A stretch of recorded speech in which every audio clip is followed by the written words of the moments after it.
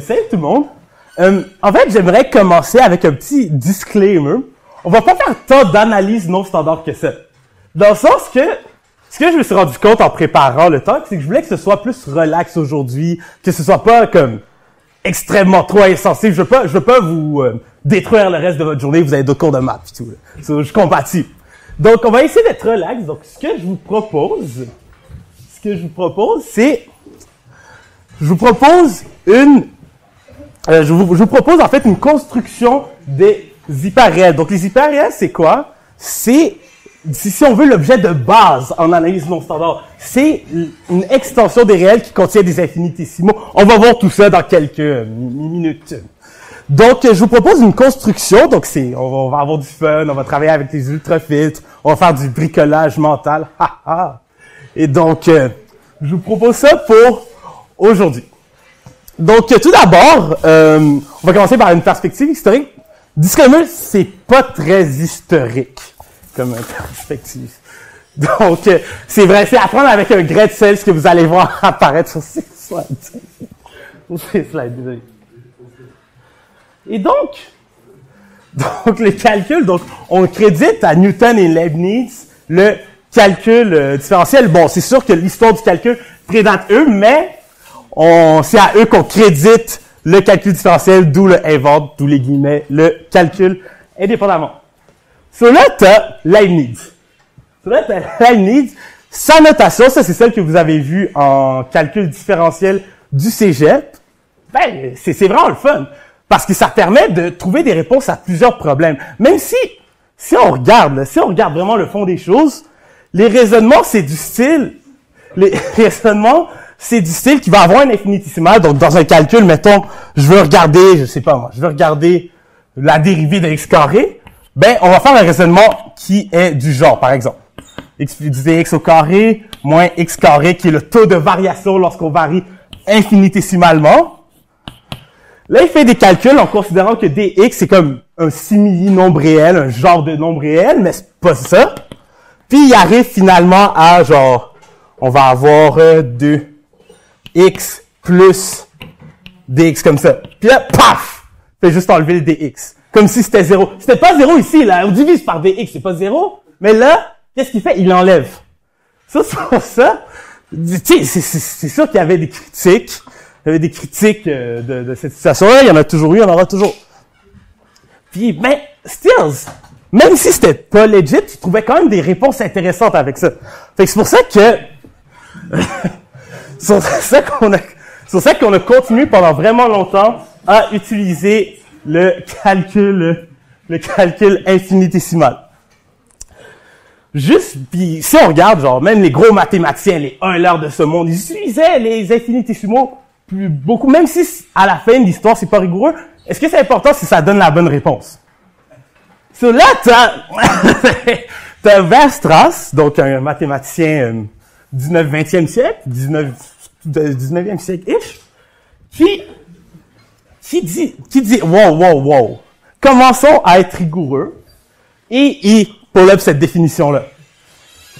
Donc, ça, c'est la définition de la continuité en analyse, ça, c'est la définition de la continuité en analyse 1, celle que vous connaissez, ou peut-être pas encore, si vous n'avez pas encore fait analyse 1, mais celle que vous allez apprendre.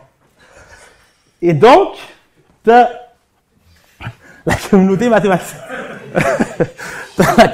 mathématique qui a rapidement adopté cette définition-là. C'est une définition plus rigoureuse qui nous permet de faire tout ce qu'on faisait avant.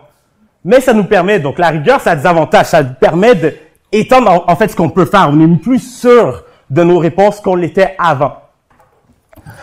Et donc, les infinitésimaux qui sont devenus de moins en moins utilisés dans la communauté mathématique, mais toujours dans les jusqu'à aujourd'hui, quand tu vois des concepts en ingénierie, en physique, souvent tu vas avoir une induction par les infinitésimaux. Genre, juste pensez à votre cours si vous avez eu le cours d'électricité et magnétisme. Et donc, ça pour aller jusque dans les années 60, on a Abraham Robinson qui est, si on veut, le père de l'analyse non standard. Donc, on a Abraham Robinson qui est le père de l'analyse non standard qui a utilisé, en fait, beaucoup de rigueur, en utilisant toute la rigueur des mathématiques du temps, a réussi à ramener les infinitésimaux sur la table. C'est pas exactement comme ça qu'on va faire tantôt. En fait, on va utiliser la méthode que Skolem a utilisée pour prouver l'existence d'un système légitime avec des infinitésimaux, rendant un argument de ce style-là correct, rigoureux, si on veut. Mais, donc, ça a quand même pris un peu d'expansion, c'est devenu relativement populaire, mais pas tant. Ça a jamais vraiment pogné avec le reste de la communauté mathématique. Ça, il y a des raisons pour ça, on va les explorer tantôt. Et donc, fast forward 2015. Donc là, Fabrice et moi, j'ai un article sur l'analyse non standard. Ça a juste changé ma vie, honnêtement. On est sérieux. Et bon, bien sûr, sans compter Antoine, qui est là, que j'appelais quand même assez souvent pour parler du sujet.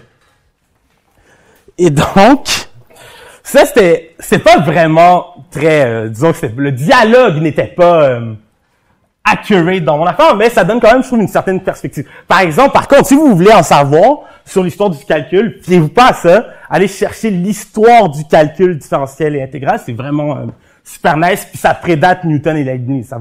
Ça monte loin, jusque même les Grecs, là, avec les infinitésimaux. Vraiment nice. Et donc, qu'est-ce qu'on veut faire aujourd'hui? Donc, on a nos réels, ceux qu'on connaît, ceux qu'on aime, ceux qu'on utilise. Ce qu'on veut, c'est introduire des infinitésimaux. Comment on va faire ça? Ben, on va chercher une extension, donc un autre ensemble qui est plus grand que R. On va appeler étoile R. Ça, c'est ce qu'on appelle les hyperréels qu'on va voir. Donc, on veut les opérations usuelles. Donc, on veut être capable d'additionner, multiplier, soustraire, diviser.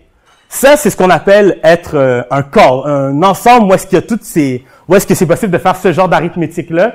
C'est ce qu'on appelle un corps. Donc, on va avoir dans ce corps toutes les propriétés usuelles. La commutativité, l'associativité, distributivité du fois sur le plus, les identités, tout le kit. Donc, on va s'assurer de continuer à les avoir dans nos hyperréels. On veut un ordre total. On va être capable de comparer les hyperréels. C'est important, ça veut dire quoi, infinitésimal, sinon? Infinitésimal, ça veut vraiment juste dire que c'est une quantité positive. Donc, ce qu'on appelle un infinitésimal, c'est une quantité qui est plus grande que 0, mais plus petit que tout nombre réel positif. Et donc, on voudrait quand même, parce que il y a plusieurs, en fait, les hyperréels ne sont pas la seule extension qui contiennent des infinitésimaux. En fait, ce qui va avoir de particulier avec celle-là, celle qu'on va créer, c'est qu'elle va être intimement liée avec les nombres réels. Ils vont ressembler aux nombres réels, plus que ce qu'on pourrait le croire. Ah, mystère. Donc, on va commencer la construction. Comment on construit ça? Donc, au début, on connaît seulement R. On connaît rien d'autre, à moins qu'on ait beaucoup de culture, mais là, pour l'instant, assumons qu'on connaît seulement R.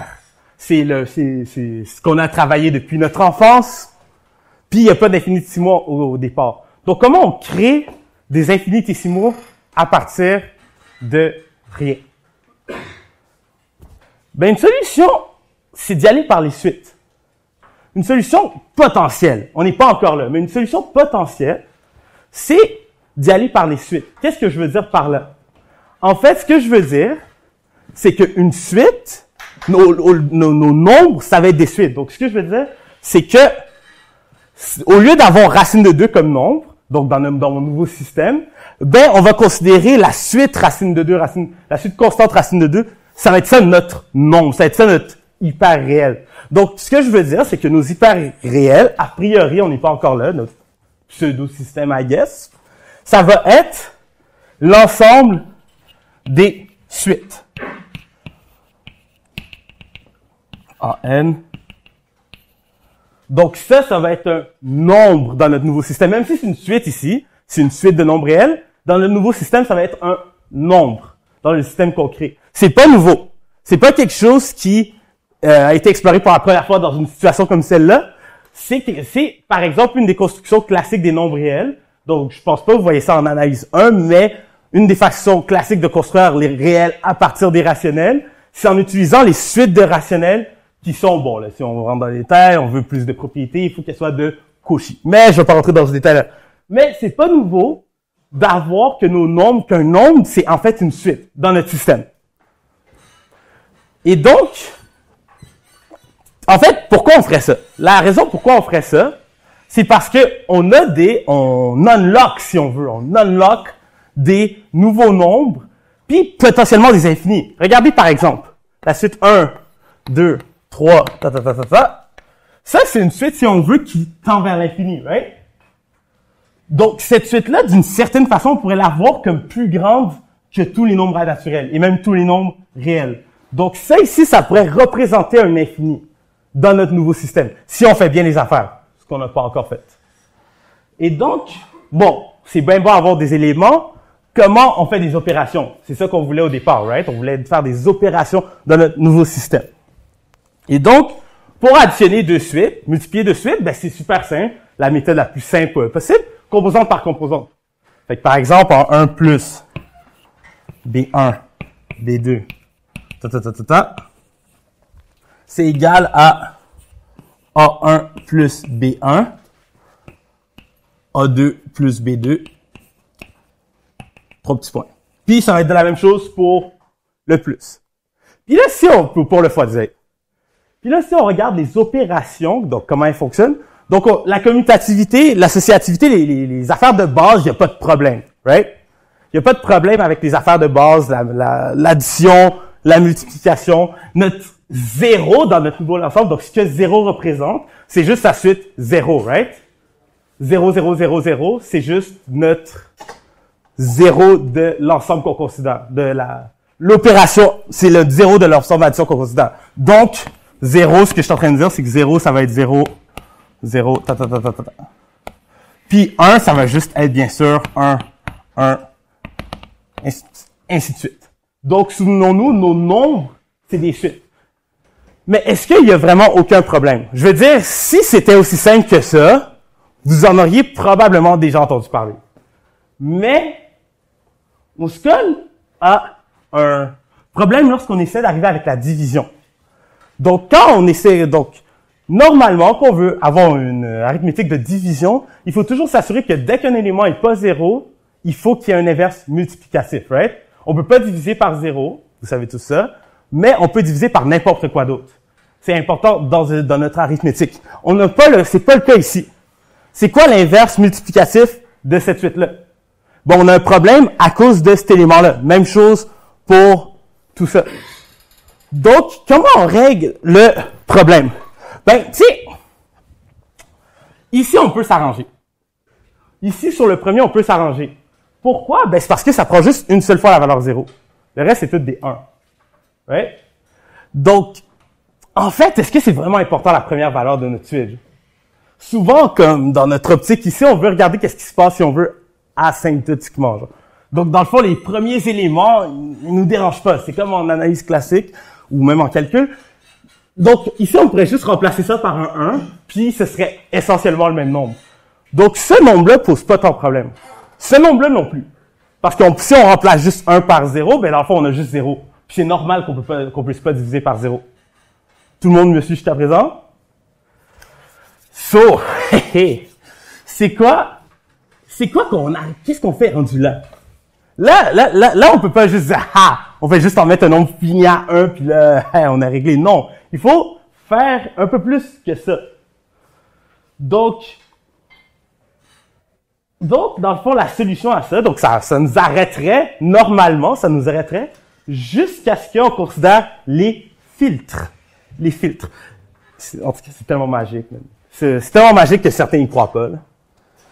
Donc, c'est quoi un filtre? Donc, un filtre, ce qu'on veut faire, c'est être capable de assurer, de considérer seulement des ensembles importants. Ce qu'on faisait avant, donc si on considère la suite, vous direz 0, 1, 1, 1, ainsi de suite. Ben là, ce qu'on était en train de dire, en mettant ça à 1, c'est que dans le fond, cet ensemble-là, le premier élément n'est pas important. C'est tout le reste qui détermine la suite. Le reste de notre suite est tellement important que le premier, il n'est pas important. Puis, c'est ça qu'on veut généraliser ici. On veut être capable de dire quels sont les ensembles qui sont importants. Quelles sont les sous-ensembles des naturels qui sont importants. Parce que si on est capable de faire ça, ben on est capable, pour n'importe quelle suite, être capable d'évaluer est-ce qu'elle vaut 0 ou non. Puis si elle vaut pas 0, au pire, les éléments qui sont 0, on va juste les changer. Donc, on veut être capable de trouver une collection de sous-ensembles de n qu'on appelle les ensembles importants. Puis, une traduction, donc f c'est notre filtre. Donc, en tant que tel, on a que f, dans le fond, c'est un sous-ensemble du power set de naturel. Donc, notre filtre, c'est une collection de sous-ensembles ici. Puis, f, ce que ça représente, donc x appartient à f.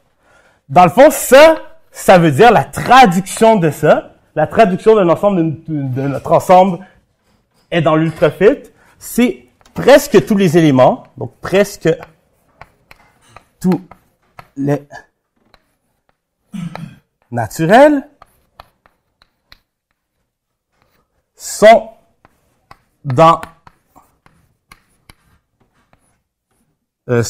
X, désolé. Donc, ça, c'est vraiment ça que ça veut dire.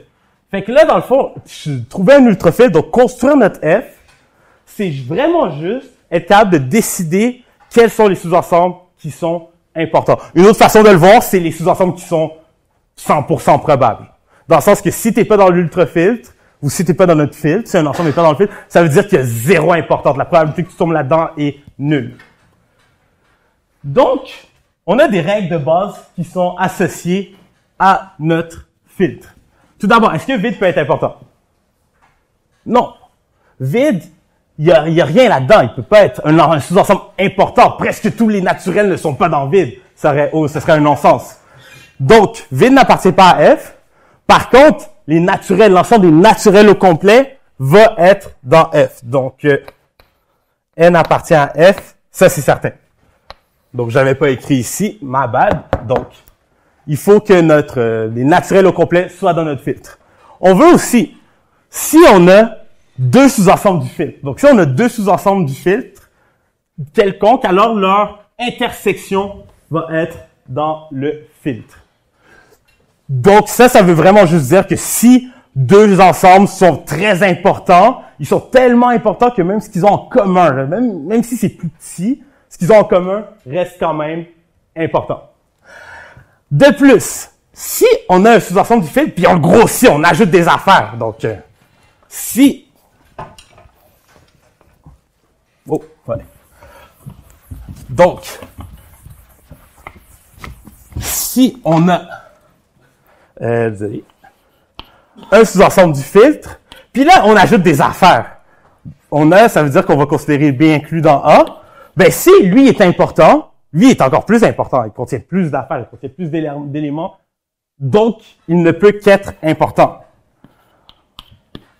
Et donc, ça, c'est les règles de base des filtres. Elles peuvent sembler abstraites, mais le PF est quand même assez insane. Oups.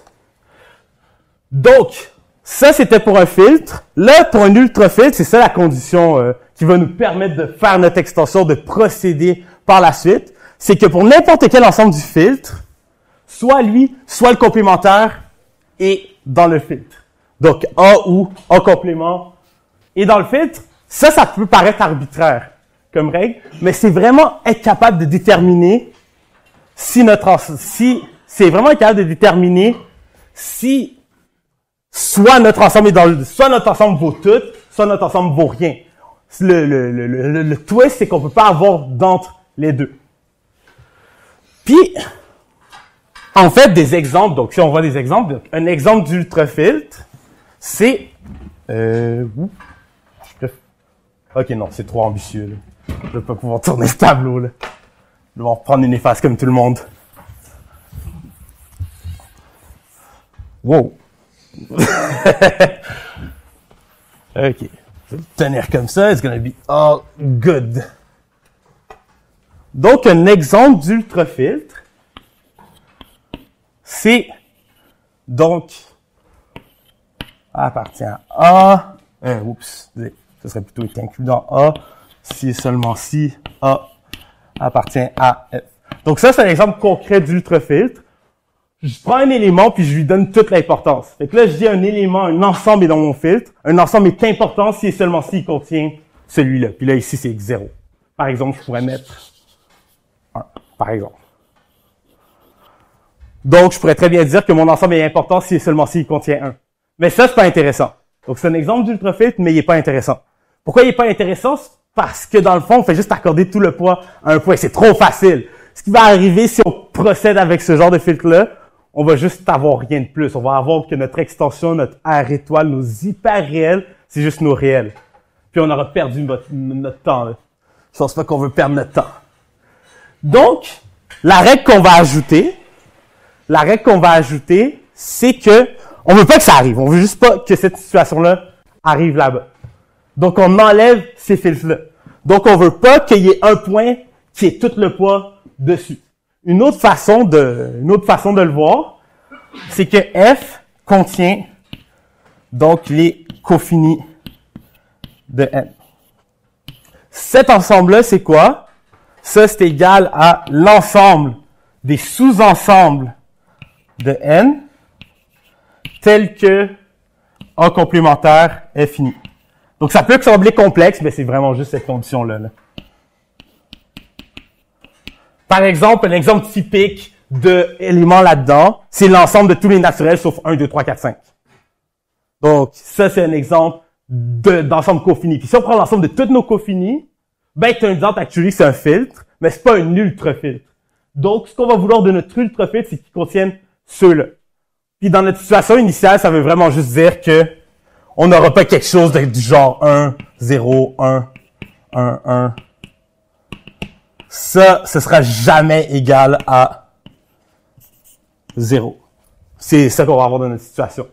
Parce que si notre filtre était principal, s'il y avait tout le poids là-dessus, alors notre suite, même si elle vaudrait partout 0, sauf ici, ben notre suite serait 0. On veut pas ça.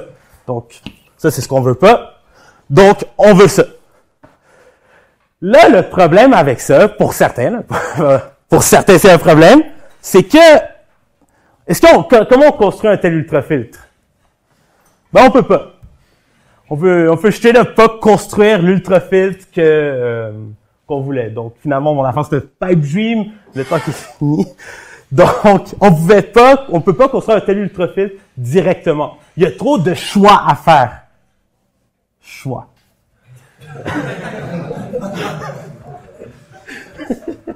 Donc, c'est l'axiome du choix qui va nous aider à nous sortir de là. Donc, dans le fond, ce qui arrive, c'est que c'est vraiment juste je dirais, bon, je sors une statistique de mon chapeau, là, 99% des utilisations de l'axiome du choix, c'est de l'ultrafiltre. Non, pas l'ultrafiltre, désolé, c'est dans la preuve. OK, je me suis mal exprimé. La plupart du temps, quand on utilise l'axiome du choix, c'est sous la forme du lambda de zone. Quelque chose que la plupart d'entre vous connaissez pas, donc écoutez-moi pas, parenthèse. Puis ici, c'est la même utilisation que d'habitude. On fait juste prendre un filtre de base, c'est-à-dire les cofinis, puis on va chercher à le maximiser. Donc, on va chercher à faire tous les choix. Donc, pour chaque ensemble, on doit, dans le fond, dire est-ce qu'il est dans l'ultrafiltre ou non. Fait que, par exemple, pour les paires impairs, on doit dire est-ce que les paires sont dans l'ultrafiltre ou l'impair sont dans l'ultrafiltre. On doit faire ce genre de choix-là. Mais c'est juste qu'on doit faire ce choix-là pour tous les sous-ensembles en même temps. Genre. Puis c'est pour ça que c'est pas, disons, possible de le faire directement et qu'on doit recourir à l'axiome du choix. Pour certains, c'est un problème. Alexis. Mais pas pour tout. Mais l'axiome du choix est accepté dans les axiomes usuels. Donc, pour la plupart du monde, c'est pas tant un problème. Tant est le mot à utiliser. Et donc, pour en revenir. Donc, pour revenir à nos suites. Donc, on a nos suites, c'est nos éléments de base. Mais là, pour être capable de faire des divisions, on va devoir faire une équivalence. Donc, je pense pas que vous avez vu, ceux qui prennent ma discrète, vous l'avez pas encore vu. Donc, fast forward dans quelques semaines quand vous allez l'apprendre. Dans le fond, on dit que deux éléments sont équivalents. Donc, dans le fond, équivalent ici, c'est que ça va devenir un égal. On va dire que deux suites valent la même affaire, représentent le même hyper réel, s'ils sont presque partout égales. C'est ça que ça veut dire, cette condition-là. Si pour presque tous les éléments de la suite, les deux sont égales, alors on va les considérer égales. Maintenant, tout ce que je me suis, dans le fond, toute la sous-section précédente, se voulait à définir, ça veut dire quoi presque partout, à l'aide de notre filtre. Ça veut dire que l'ensemble des naturels pour lesquels ces deux-là sont égales, ben, c'est un gros ensemble, c'est un ensemble important, c'est un ensemble de notre filtre. Et donc, on résout les problèmes. Ça résout les... Oh my god, c'est tellement magique comment ça résout les problèmes, for real talk. Dans le fond, cette suite-là, ben, automatiquement, elle devient 1, parce qu'elle vaut 0 seulement là. Fait qu'on sait que tous les naturels sauf 0 sont dans l'ultrafiltre. Donc, elle vaut 1 sur l'ultrafiltre. Donc, cette suite-là vaut 1. Même chose, cette suite-là vaut 0 parce qu'elle vaut quasiment tout le temps 0. Maintenant, cette suite-là, c'est pas clair. Parce qu'on sait pas si les paires ou les impairs sont dans l'ultrafiltre. Je pourrais le fixer. Si ça me tentait, si je préférais les paires, si j'avais une haine profonde contre les impairs, ben, je pourrais très bien dire que, je vais mettre que les paires sont dans l'ultrafiltre, auquel cas notre suite va valoir 0. Si au contraire, je préfère les impairs, ben, ici, je pourrais très bien dire les impairs sont dans mon ultrafiltre, auquel cas cette suite-là vaut 1. Mais dans tous les cas, absolument tous les cas, cette suite-là va valoir 0 ou 1. Parce que soit elle vaut presque partout 0, soit elle vaut presque partout 1. C'est à cause de l'autre règle de notre ultrafiltre.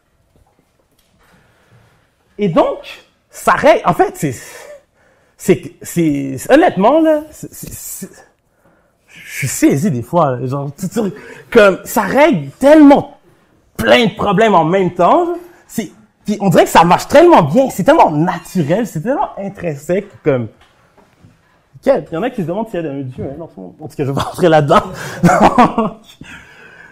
Non seulement ça règle le problème d'inversion, mais on peut en fait définir l'ordre. Parce que l'autre problème on avait un autre problème. J'en ai pas parlé parce qu'on s'en était pas rendu compte back then. Tu sais, on dit que lui c'est infini parce que elle est presque partout plus grande que tous les nombres réels, right? Pourtant, on n'avait pas défini d'ordre. Puis si on essaie de définir un ordre, ça veut dire que n'importe quels deux éléments doivent être comparables. Et donc, c'est lequel le plus grand entre cette suite-là? Donc, 1, 2, 2,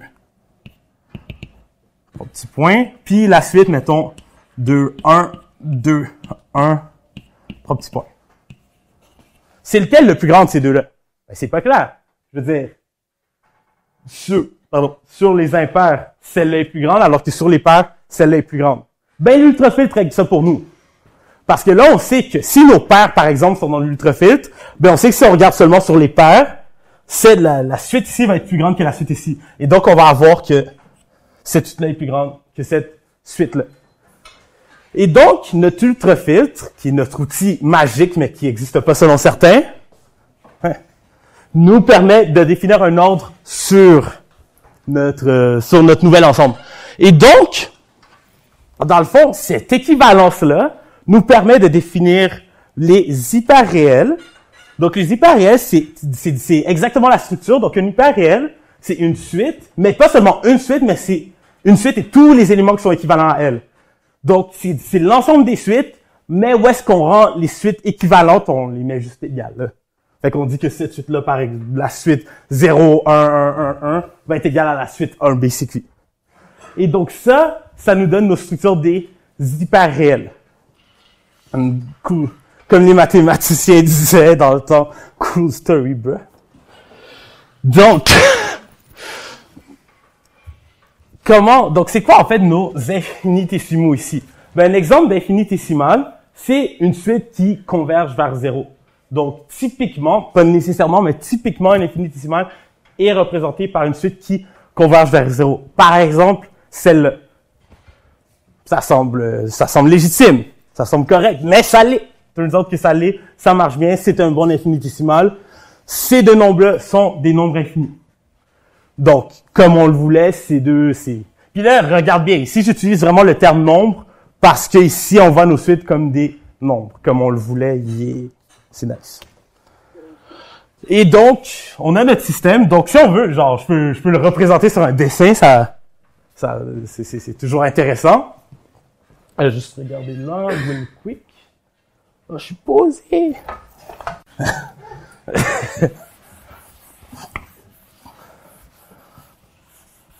Et donc, dans notre système, donc, oh wow. Je me retrouve toujours avec plein de craie après, chaque fois que je me retrouve au tableau. Et donc, en fait, c'est une flèche ici. Ici, on a notre 0. Fait que là, on a nos naturels. 2, ça, c'est nos réels normales. Donc, ça, c'est la droite réelle. Ben, dans le fond, là, les hyperréels, ce qu'on vient de créer, le monstre qu'on vient de créer, c'est qu'on va avoir des éléments qui sont là, genre. Qui sont passés comme tout ce qu'on va pouvoir faire avec les réels. Donc, ils sont plus grands que tous les réels. Donc, tac. Puis là, ici, on a l'infini, si on veut. On croise l'infini, c'est une intuition. Donc, on va avoir la suite 1, 2, 3, et ainsi de suite. Donc, on va avoir des nombres infinis qui dépassent tous les nombres naturels. Puis en même temps, donc, si on zoom in ici, puis on zoom in vraiment hard, là, comme, on serait pas capable de zoom in assez. Mais mettons, là, qu'on zoom, ben, on va se retrouver avec 0, puis là, ici, tac, plein de réels, genre, mettons 1. Puis là, tu vas avoir des nombres, genre. Tu vas avoir des infinitésimaux qui sont plus petits que tous les nombres réels. Même si le dessin, c'est un dessin, là. Ça c'est limite, là. Mais ça veut dire ça, dans le fond, là. Comme, on a des infinitésimaux, là, dans notre nouveau système. Et donc, le théorème ici, c'est que, en fait, n'importe quel nombre hyperréel limité, donc qui est pas trop gros. Parce que l'avance, c'est qu'on a plein d'hyperréels qui vont être quand même là-dedans, même s'ils sont pas réels. Donc, n'importe quel hyperréel va avoir un réel qui est infiniment proche. Puis là, pour la preuve, c'est vraiment juste dire, prends l'ensemble des nombres réels qui sont plus petits, prends le sub de ça, G. Et donc, dans le fond, si on a un hyperréel, ben, sa partie standard, la partie standard d'un nombre hyperréel, c'est un nombre réel qui est infiniment proche, le seul nombre réel qui est infiniment proche de cet hyperréel. So far, so peut-être low-key good. On se croise les doigts. Et donc, dans le fond, un des avantages de ce qu'on a fait avec nos ultrafiltres, c'est qu'on n'est pas juste obligé d'envoyer des nombres. Donc, on peut avoir des suites qui sont pas forcément des nombres réels en général. Par exemple, si on a un sous-ensemble des réels, donc par exemple, les éléments de 0 et 1, ben, les éléments de 0 et 1, si on prend son extension, donc l'extension de 0, 1, ça va être égal à l'ensemble des suites, A1 comme tantôt, AN, tel que A1, A2, AN, sont tous des éléments entre 0 et 1, par exemple. La seule différence avec avant, c'est juste que ici, c'est 0 au lieu de R. Donc, on peut envoyer, mon point, c'est qu'on peut envoyer n'importe quel sous-ensemble de R. On peut prendre son extension aussi. Et donc, ça nous permet de faire un lien entre ce qui se passe dans les hyperréels et ce qui se passe dans R. On peut faire la même chose pour une fonction. Donc, si on a une fonction bien relaxe, là, qui n'a rien demandé sur R, là, ben, on peut faire son extension, ça va nous donner une fonction sur les hyperréels. Donc, une fonction sur R s'étend pour une fonction sur les hyperréels avec cette formule-là. On fait juste appliquer la fonction composante par composante. Et ça, cette partie-là, c'est vraiment important. Dans le fond, je voulais pas entrer justement dans le détail de la logique du premier ordre parce que, je sais que j'avais prévu justement que j'ai souvent l'habitude, quand je donne les talks, j'ai souvent l'habitude d'en faire trop. J'ai souvent l'habitude de vouloir aller trop loin, de faire trop de matière. Fait qu'aujourd'hui, je me suis dit, non, je vais rester posé. Et donc, je vais pas étaler sur tout ça. Juste dire que la logique que vous apprenez, si on veut, donc un peu dans l'ordre des idées de la logique que vous apprenez en maths discrète, si on a une formule sur R, sur R, ben on peut l'étendre à une formule sur les hyperréels de façon aisée grâce à notre ultrafiltre et tout le kit. Et donc, puis rapidement passer sur le principe du transfert, ben turns out que les hyperréels ressemblent aux réels énormément. Si on a n'importe quelle formule du premier ordre sur les réels, donc n'importe quelle formule classique dans notre langage, bien sûr, comme il y a plein de, tu sais, les Astérix, tu sais, quand ils vous font une publicité, là, il y a entre les lignes, des petites crosses qu'il y en a ici, comme, c'est pas magique. Mais, tout ça pour dire que n'importe quelle formule bien définie, va marcher dans R si et seulement si, et marche dans les hyperréels. Par exemple, cette formule-là est vraie dans les hyperréels, simplement parce qu'elle est vérifiée sur R. On pourrait le vérifier directement pour les hyperréels, c'est pas tough. Mais, on n'a pas besoin de le faire parce qu'on sait qu'elle va être vérifiée sur les réels. Donc, elle est vérifiée sur les hyperréels. Ce genre de stuff-là. Puis, genre, ça, on va pas utiliser vraiment le principe du transfert, mais juste vous dire que ça rend les preuves vraiment faciles. Ça rend les preuves comme, si tu regardes la preuve, tu y crois même pas. Mais c'est le genre, en fait, ça revient au genre d'argument de Leibniz, quand on faisait le x plus dx au carré, pour la dérivée. Et donc, avec tout notre bagage, là. Fait que là, on est, comme je vous ai promis dans le abstract, on s'est baigné dans l'abstraction. Pourquoi on a fait ça? À part pour mon pur plaisir. Actually, c'est probablement ça, là. Mais donc, la raison pourquoi on a construit les hyperréels, une des raisons, c'est parce que ça nous permet de définir les concepts, puis redéfinir pour ceux qui l'ont vu dans les cours d'analyse. Donc, ça nous permet de définir les concepts de calcul vraiment aisément. Ça veut dire que si on regarde une fonction f puis on veut regarder sa continuité en un point, tout ce qu'on a besoin de vérifier, c'est cette règle-là. Si tu es infiniment proche avant, tu vas être infiniment proche après. C'est juste ça que ça veut dire la continuité. Donc, c'était abstrait avant, mais là, on dirait que là, les affaires sont faciles. Non seulement c'est facile à définir, mais c'est facile à vérifier aussi.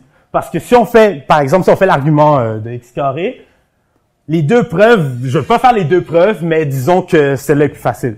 Après qu'on ait fait tout le travail d'abstraction nécessaire pour le rendre facile. Donc, gros PF. Puis, on peut faire la même chose pour la différenciabilité. Donc, dans le fond, une fonction est différenciable si et seulement si une fonction est différenciable en un point x0. Donc, tout ça, c'est sur R. Si et seulement si, dès que tu as un hyperréel qui est infiniment proche, alors c'est la pente de la tangente est infiniment proche de notre dérivée, de notre candidat dérivé. Tout simplement. Et donc, l'exemple que je voulais faire, qui est le plus facile, x carré, c'est continu sur les réels. Puis, quelle heure? Les 10? Non, je vais pas faire la preuve. Mais j'aurais pu, c'est genre 2 lignes. Et donc, ça, c'est celle que vous avez vue ou que vous allez voir en analyseur, c'est la définition de la continuité. Ça, c'est la classique, puis c'est celle que Weierstrass avait come up avec lorsqu'il cherchait à rendre les choses plus rigoureuses. Et donc, en utilisant le principe du transfert, on peut montrer, ou on n'a même pas besoin d'utiliser le principe du transfert, on pourrait y aller directement avec les ultrafiltres, y aller comme à la mitaine. On peut montrer que ces deux définitions sont 100% équivalentes. Puis, c'est pas juste la continuité puis la différenciabilité. En fait, presque tout ce qu'on voit en analyse, que vous allez voir en analyse, que vous avez vu en analyse, peut se voir en termes d'analyse non standard de façon relativement aisée. Par exemple, la compacité. Compacité, c'est un des concepts. Ceux qui ont fait analyseur savent qu'ils s'en souviennent sûrement pas pour la plupart.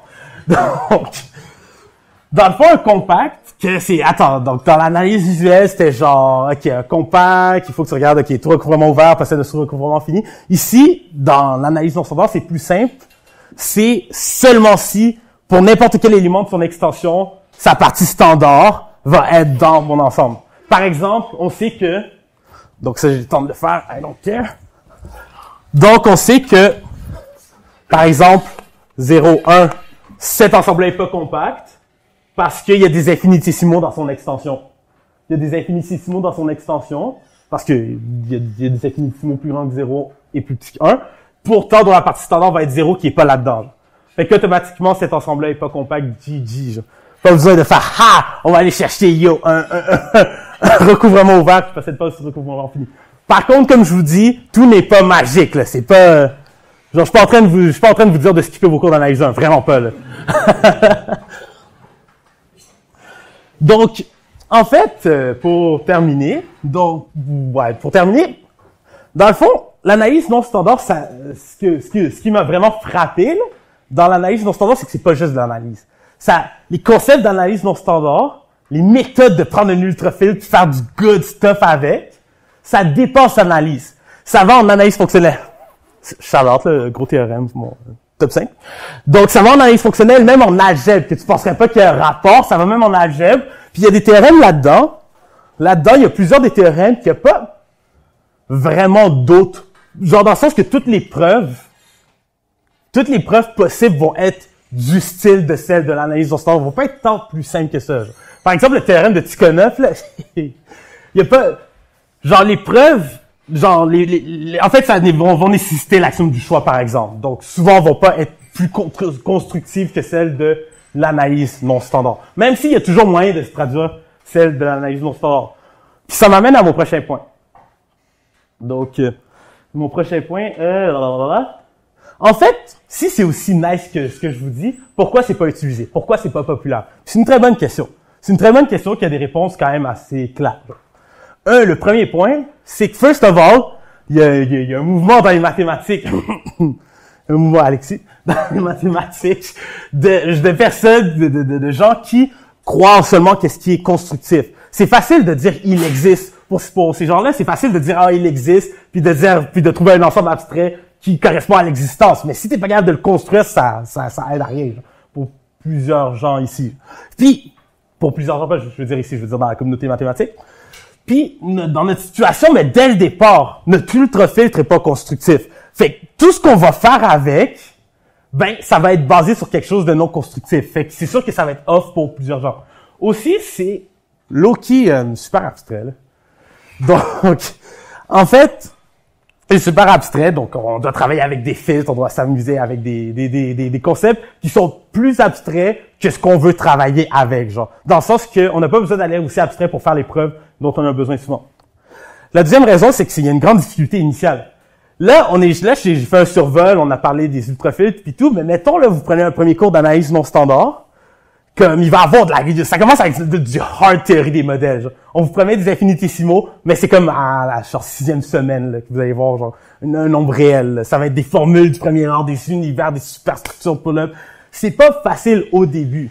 Il y a quand même un gros learning curve. Puis la raison finale, c'est que à la fin de l'histoire, tous les théorèmes qu'on veut démontrer,